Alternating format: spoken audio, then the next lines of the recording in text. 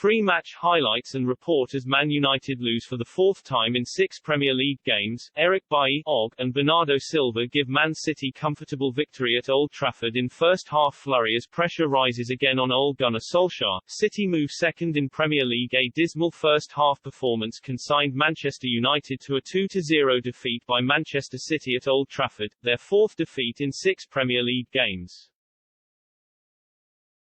After the nightmare of that 5-0 Liverpool defeat nearly a fortnight ago, it was looking ominous for United as City took the lead on 7 minutes through Eric Bailly's own goal as he stretched to intercept Joao Cancelo's dangerous cross. United could have gone level on points with City with a win, but the chasm between them at Old Trafford was enormous as the hosts put in another low-grade display that will put pressure back on manager Ole Gunnar Solskjaer.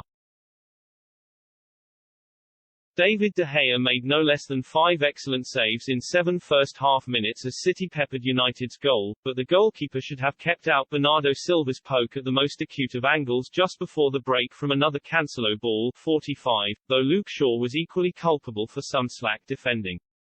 United brought on Jadon Sancho at the break and at least stemmed the flow in a less eventful second half. Gary Neville said they resembled a drunk bloke at the end of a night looking for a fight on co-commentary, though City still missed fine chances for Kevin De Bruyne and Phil Foden.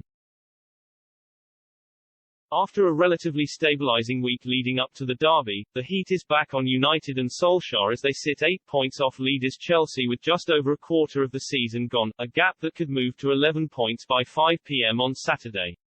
City return to form domestically after 2 straight defeats, and sit second. Solskjaer said before the game he'd hoped his side had learned lessons from the humiliating Liverpool defeat, but just 7 minutes in it was the same old story, another individual error costing them. After United had cleared Kyle Walker's dangerous cross, Bruno Fernandes gave Cancelo ample room to deliver another wicked delivery from the left, forcing Bailly to stretch for the ball at the near post. In doing so, his touch inadvertently sent the ball flying past his own goalkeeper and into the net.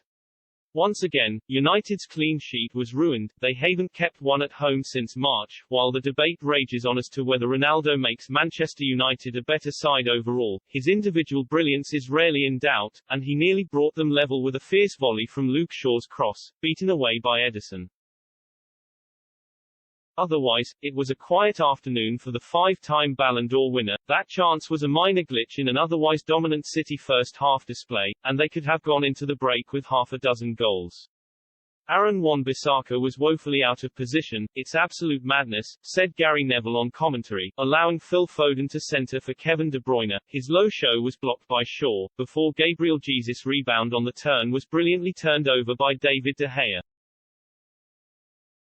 It was a one-man stand from the goalkeeper, who did well to tip over Cancelo's long-range effort as City found their flow again with ease, before getting a vital foot to prevent another own goal as Victor Lindelof miscued his clearance. De Gea was at it again during a flurry of City chances, tipping away De Bruyne's curling shot and then blocking low down from Cancelo again. The 2-goal cushion did arrive just before the break with yet more rotten United defending as Cancelo's delivery somehow found Bernardo at the far post, with Shaw acting as a mere spectator as he left the ball for the City man. His poke goalwards from near enough the byline squeezed into the net, though De Gea, punching the post in anger, should have done better. "I give up on these players," said Roy Keane at half-time as he analysed De Gea and Shaw's part in the second goal, but Solskjaer tried to change things at half-time as they ditched the back three and brought Jadon Sancho on. Meanwhile, City were comfortable enough to keep their £100 million summer signing Jack Grealish on the bench. United did improve in the second half. The change of shape meant their full-backs were no longer pinned back to the same degree, but City also moved down a gear.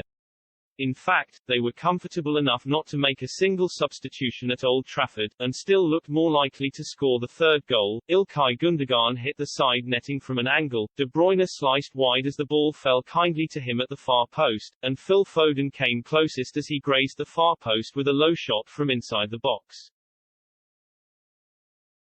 United ended the game with only one shot on target and 32% possession, another substandard showing in a season that had promised so much. The fact they had just 4 touches in the opposition box, City had 32 said it all. The jeers that met the full-time whistle are becoming more commonplace at Old Trafford, but City were lapping it up as they reminded the Premier League why they're still favourites to retain their title despite a testing fortnight. It felt worse than the defeat to Liverpool. The goal just before half-time meant it was game all over. It was so poor. The difference in class, quality and decision-making, basically everything. I know the old saying is men versus boys, but United are off it. It's unbelievable. Phil Foden mentioned it is a tough place to come. It's not. Ask Everton, ask Aston Villa and Liverpool. Teams have come to Old Trafford and are getting a bit of joy now. I know United's away record has been fantastic over the last couple of seasons, but ultimately it's what you do at home that gives you that foundation to try and compete and go on and win trophies, because United still always have the quality, even away from home. But their home form, the performance, and the defending. The goal at half-time killed it. They needed to go in at half-time 1-0 down, regroup and try and do something. The second goal is game over and United. I don't know what I want to say. It's just so poor. We've been in this situation a few times, of course. Since the last game we played here it has been a very difficult period. We need to be on the front foot more. I can't look at myself and say this is the way I want Manchester United to play. Asked if he is starting to think HES on borrowed time. No, I don't start to do that. I have good communications all the time with the club. We're very upfront and honest about the situation. I work for Man United and want the best for Man United, and while I'm here I'll do what I can to improve this, and that's going back to what we started to look like. Man City manager Pep Guardiola on Sky Sports: solid performance, good game, we deserved victory and 3 more points, disappointed not to get more goals. No, it's okay. I am so demanding, we are so demanding, I know our standards. But I am very pleased.